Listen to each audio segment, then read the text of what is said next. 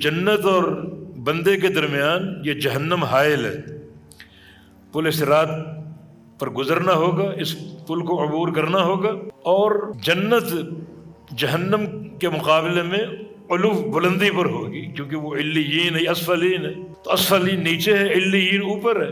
اس کا معنی یہ پل صراط پر گزرنا اور مشکل اور مشقت کا باعث ہوگا۔ ایک راستہ سیدھا ہونا، اس پر چلنا آسان ہے، اور ایک پہاڑ پہ چڑھنا ظاہر و مشکل ہے۔ تو پل صراط میں استوا نہیں ہے، اوپر کی طرف جائے گا، اور عبور کرنے والا ہی جنت میں داخل ہو سکے گا۔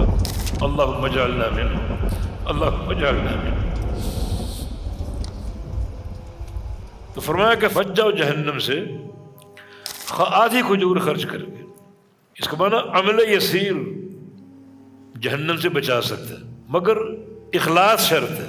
جتنا اخلاص میں قوت ہوگی، چھوٹی سی نیکی بھی انسان کے بڑا کام آ جائے گی۔ رب تعالیٰ کی رحمت ہے، یہ کتنا غفور الرحیم، رحیم کا تقاضا یہ کہ چھوٹی سی نیکی قبول کر کے جنت کا داخلہ دے دیتا ہے، اور غفور کا تقاضا یہ کہ پہاڑ جیسے گناہ معاف کر دیتا ہے۔